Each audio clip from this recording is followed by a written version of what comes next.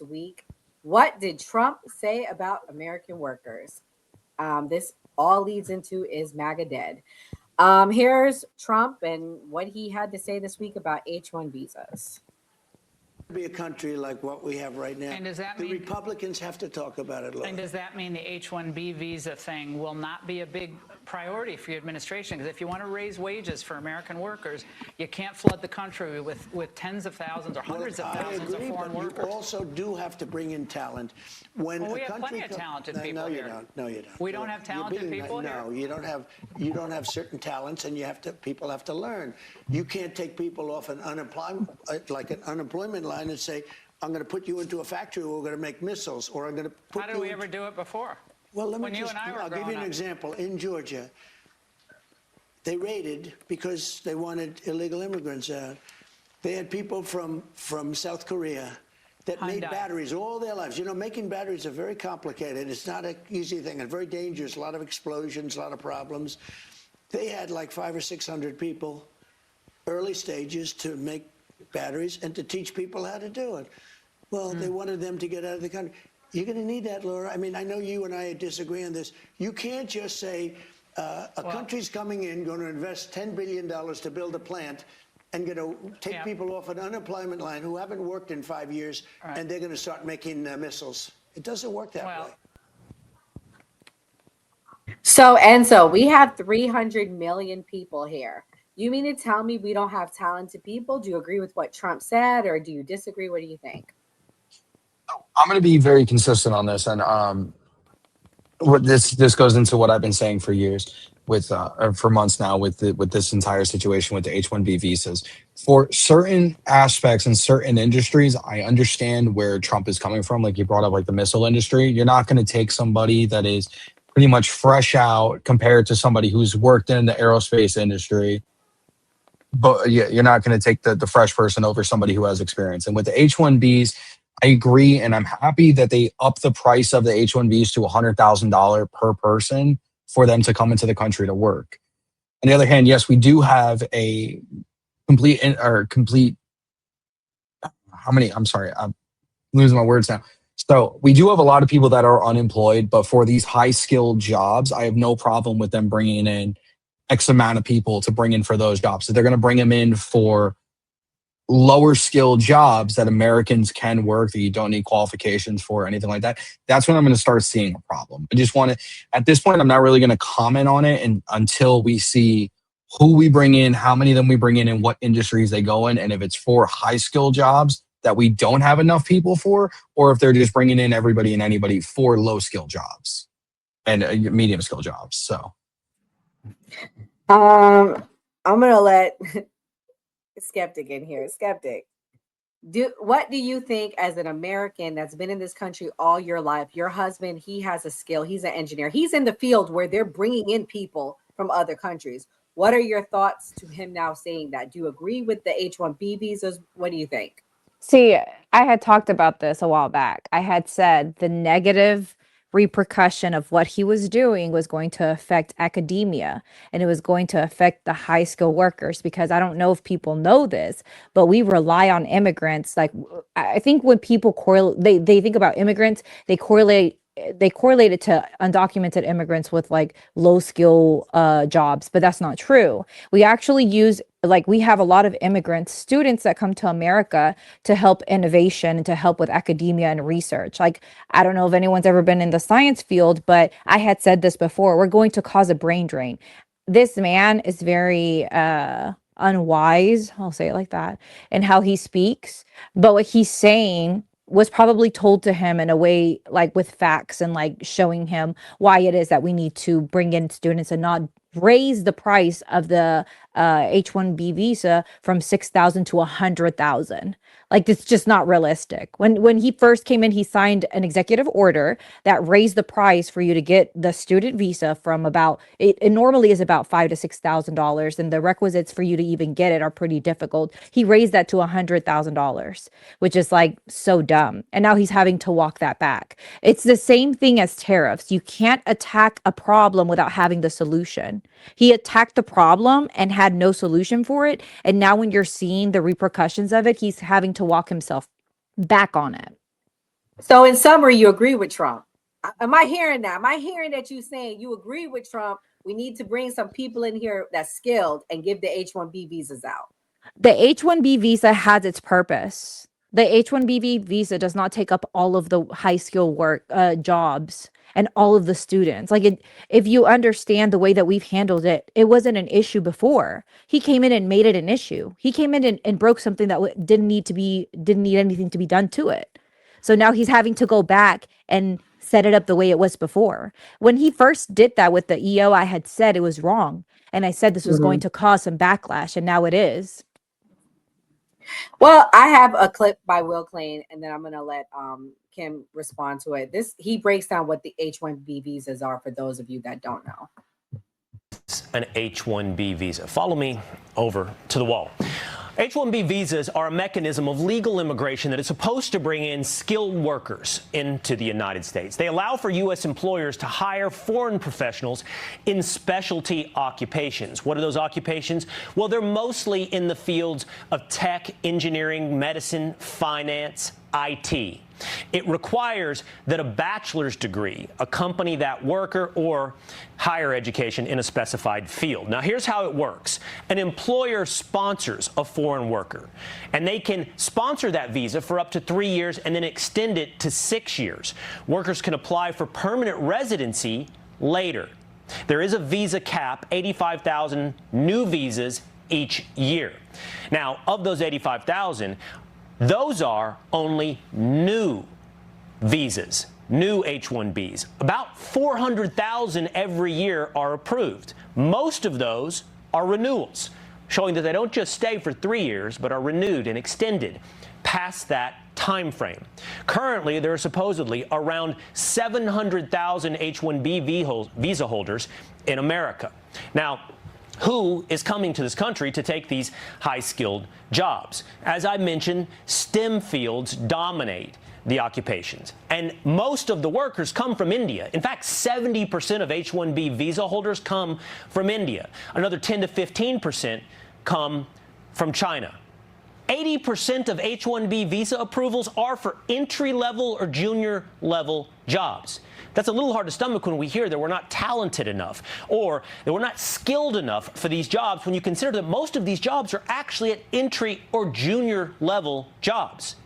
And it's definitely to the benefit of corporations, tech companies that can hire foreign workers, trust me on this, cheaper than American workers. This is laid out, by the way, by billionaire tech entrepreneur Palmer Luckey.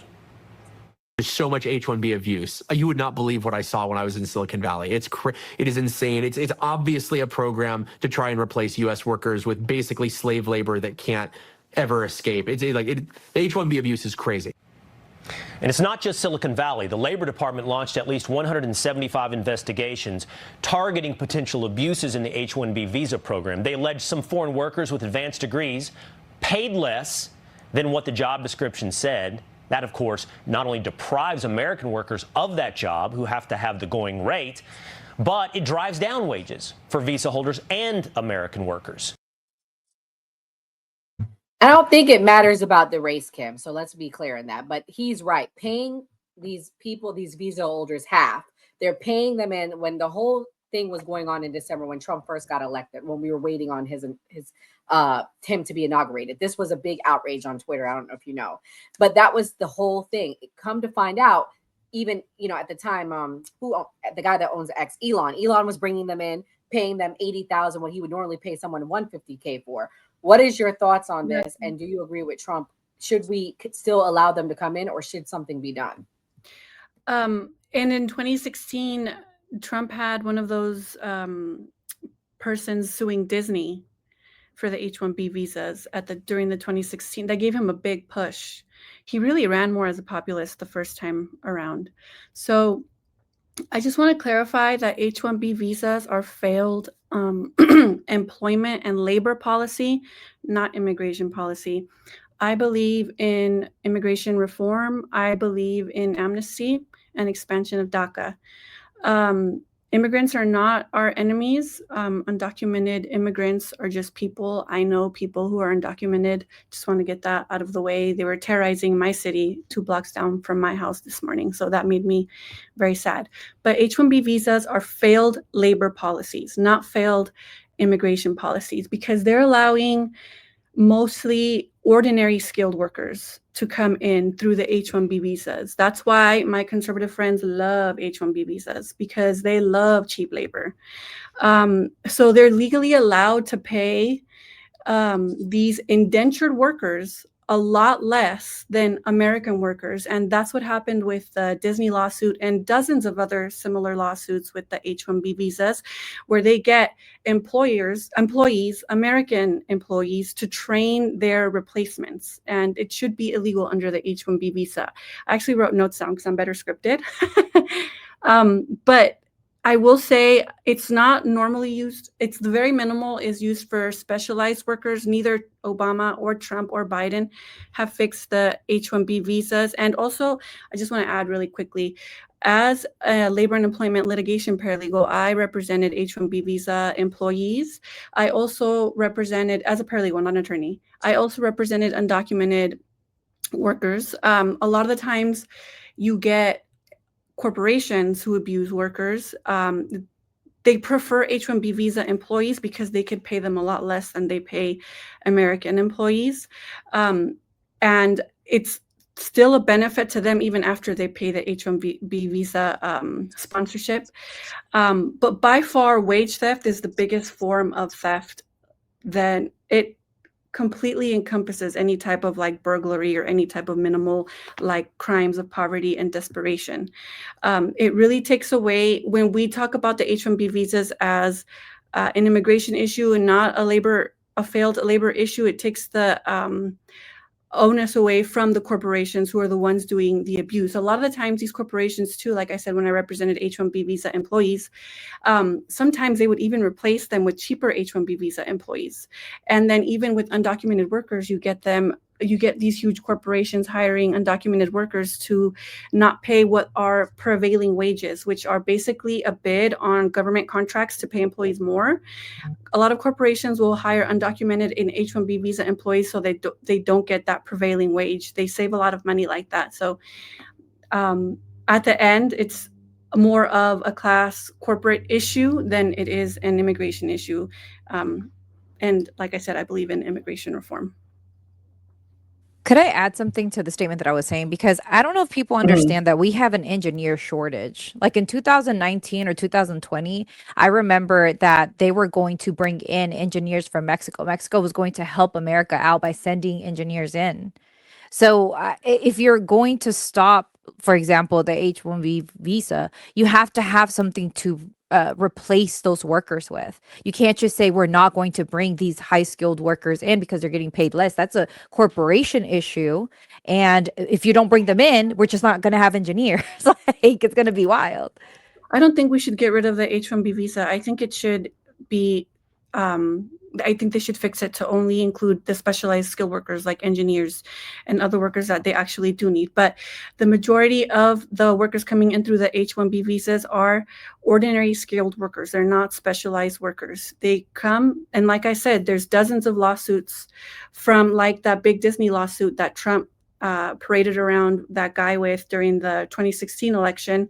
They're literally getting these American workers to train their replacements. Like I think Disney did it with like 800 of them. And a lot of corporations do it with a lot like of employees like this. So like, again, like I said, I believe in immigration reform. It's not an immigration issue. I think there is a use for the H-1B visa, but how it is currently, it doesn't work. And no Republican or liberal president has fixed it.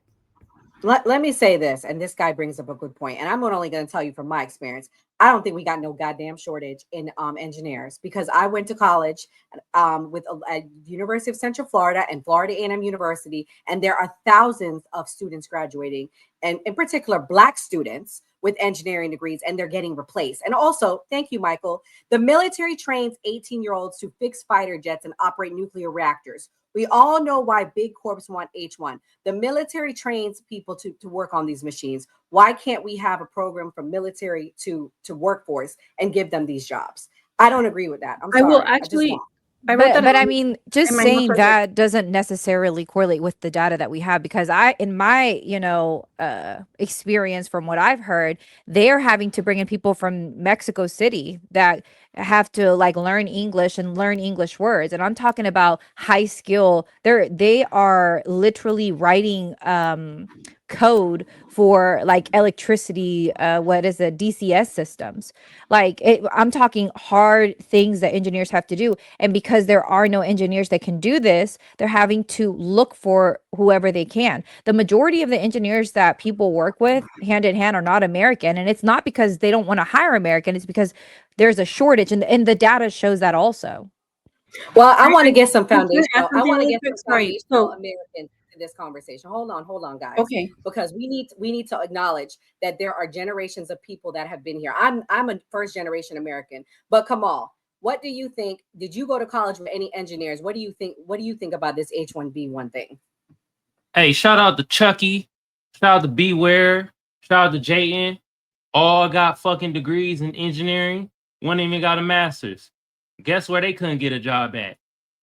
Any of these places that hire engineers, they had to create their own shit or go in another lane. Come on now, we not gonna act ignorant to the fucking fact. Nah, man, we got engineers here in the fucking homeland that ain't getting jobs. I don't want to hear that. That's just straight bull malarkey in my eyes. That's straight bullshit in my eyes. I'm telling y'all right now, man. I just named 3 people. I know other plethora engineers that went to San Diego State. Is one of the best engineering schools out here in the motherfucking country. And they ain't got a job in no engineering shit. They had to go create their own construction company and do all this other shit. So I don't know. Maybe Skeptic, where you from, is a My husband is my husband is a foundational Black American. His family can trace their lineage all the way back, and he found a job in Texas. So if we're gonna use examples, as instead of using data, we're gonna use each other's examples. Come up with examples, I mean, all day long. Yeah, We can you can look at lie what with the facts, data though. we can look at what the data is saying. The data is saying we need more engineers. We're just going to not bring in engineers and just say no, we're going to I need more got some Americans. data here. Bring them in when There's we got them homeland grown here. I just 920,000. named 3 motherfuckers. Yeah, You Right, name but one your person, I three named 3. examples, So what? do not I just explain looked at it all of too. America. Well, then your one we got example the don't facts explain here. all of America. What the fuck you Right, talking right. about? That's why we go by What the fuck data. are That's you why we talking use about? I'm gonna throw data. my hat in the We God go ring. by damn. facts so that First of therefore all, your since you story just came cannot with an contradict my anecdotal story, fucking and then we just thing go off like of I our did, and you coming with experiences. data points, which is Facts bullshit. go above You can what lie your with stats. experience is. That's I'll why we read the don't go book. by our experience. We go by what the facts are saying, and we had a shortage in You engineers. just went by your experience, Skepta. You Did we just And you have went. did You too. just That said was you my point. You're question? you're running into my point and you're still not getting So, it. That was my whole point. so did we Because actually Nora have? asked me, do I know anybody that is an engineer that's Right. in this situation? So I gave my anecdotal goddamn example because that's what And was I did asked. too. And I did too. Why So though? You All didn't need right. to. Well, I mean, God so did damn. we actually have a legitimate shortage, or was it that corporations don't want to pay Americans? Because at the end of the day, Yes. I mean, at the end of the day, like my literal ex-boyfriend from years and years ago was a nuclear engineer on the USS Santa Fe. I've seen it. I've been on the submarine. We literally train Americans to be nuclear engineers in the military. So I mean, I've been there, girl. So it's one of those things where, do we actually have a shortage, or do we have companies that are purposefully choosing to get outside workers because they don't want to have to pay specifically military with the experience? Because you're talking about people that have done 8 to 10 years in the military, that are on nuclear reactors, that are literally on these submarines operating these nuclear reactors, and when they come out, they're going to anticipate making 150K when they could bring somebody with the same level of education, potentially the same level of experience, for a fraction of the cost, even after paying, the HB1 visa before it was the 6,000 or whatever rate. I mean, so do we actually have a shortage, or are these corporations just not wanting to pay Americans? Because we all know how billionaires like that profit line. Well, So, like I said, if you look at the data, like I said, from 2015, Hold what on, was hold it? on, wait. I'm 2019. skeptic. I'm gonna mute you because everybody needs to get a turn. Hold on. Come on. I understand that this is something you're very passionate about, but everybody needs to get a turn. Gray, what do you think? I understand what both sides are saying, that we should definitely, especially coming from Trump of all people, you would think that he would say, we're going to give Americans jobs first. So that does make logical sense. It's a Republican conservative president. You would think it's about Americans first. But I do also understand what Skeptic and Kimberly are saying when they're saying, well, these jobs are necessary. They need these jobs right now, because it's not these people that are saying this. It's people like Elon Musk was pushing this. They were pushing for these people to do this so they can use, they've invested in AI. We haven't talked about the AI bubble. People are heavily invested in this, so they need workers who can do the job. It's a business decision, basically. All right. What were you going to say now, Skeptic? And then I'm quoting the data. That has nothing to do with people's feelings. I'm giving you the data. If we're going to cut the visas, we need to have a solution. And we didn't have a solution, like I said, in 2019, when we were asking Mexico to send their engineers to us because we had a shortage. So like, you can say what's happened to these 3 engineers or whatever. Maybe where you live at, they have a surplus of engineers there. You may have to move to a different area. I know West Texas is always in need of engineers. They're always in need of people that work in that particular field. Nobody wants to go out there and live out there. So that may be, I mean, I don't know. I'm telling you what the data is telling you. There's a shortage. So what they're deciding is, if we cut this, it's going to hurt us. Therefore, we're going to allow people to come and work these jobs. Now, if we have Americans to fill the jobs, by all means, fill them up. Nobody's arguing to have engineers that are American not have jobs. Like, nobody would want to have that. We're just saying, if you're going to cut that, you have to have a solution. You can't just make a cut or make a decision and not have something to substitute it with. So what's the solution? What solution have they Obviously found for bring the this? Mexicans over. I guess What so. solution? What solution? Yeah, just What bring them solution over. have they found before? What was the solution they found before? 50K, I guess. Shit. That's a solution right there. Boom. Bring all the Mexicans. Can I say something really quick? Yes, let me acknowledge the super chat and I'll let you go next, Kim. I promise. Michael said, maybe you have to move. She pulled a Ben Shapiro. For real, fact. That's awesome. That's funny. Have to move, pack I up didn't and even figure move. that. Go ahead, Kim. Go ahead. Yeah. So a lot of the times these corporations will do these studies. They'll pay for studies where they have to prove their case, right? At least for public opinion, that there is a shortage of workers, at least in this country. People can move like interstate, that's fine. But we live in the country where out of the whole world, everybody looks up to our education system. We get people coming to our country to go to our Ivy League colleges, and they train here. And sometimes the student immigrants that come study here, they stay on the H-1B visas, but wages are flat and declining. If there was a shortage of skilled workers, the wages would be going up, similar to like goods and services like eggs and lumber, but they aren't. And the reason why the H-1B visa needs to get, they need to fix it. They don't need to get rid of it. We do need skilled workers. I'm sure there is a need for it. I know there is a need for it. But right now, it's not being used for that. The majority of the people coming in through the H-1B visas are ordinary skilled workers. They're not specialized workers. They're taking the jobs of Americans. Americans are training these immigrants coming in, and they're being replaced. And this country should always prioritize Americans. That's what a lot of the issue is with, I found, particularly with Black Americans and immigration. It's because there's a disconnect between both parties and immigration and labor rights, labor and employment. There's a way that it could all get squared out, and the H-1B visa is one of the reasons why you get that. At least it's like a disconnect between the Americans, because when you get these lawsuits, huge lawsuits of hundreds of Americans literally replacing themselves with immigrant H-1B visa workers, they're literally indentured workers because they're paid less, they're tethered to the employment. Of course, corporations want indentured workers because they save a lot of money. And at the end of the day, corporations save a lot of money. That's why also a lot of corporations like illegal immigration. I want to say something too. Yeah, let me play this clip, Enzo, and then I'll let you respond. This is a throwback That's clip fine. of Trump, and I'll have you react to it because I was going to call on you next. Here we go. Well, I think, and I know the H-1B very well, and it's something that I frankly use, and I shouldn't be allowed to use. We shouldn't have it. Very, very bad for workers. And second of all, I think it's very important to say, well, I'm a businessman, and I have to do what I have to do, and it's sitting there waiting for you, but it's very bad. It's very bad for business in terms of, it's very bad for our workers, and it's unfair for our workers, and we should end it. So this was 2016 Trump. Why the change, Enzo? And you could say what you want to say as well. So I don't think it's a change at all. By upping the price of the H-1B visas to $100,000, that's going to eliminate a lot of people coming in taking these entry and middle jobs, because you're not going to have people that are going into an entry level job or a middle ground job. It's going to pay $100,000 because the wages that they're going to get is not going to make up for that in the first year or not.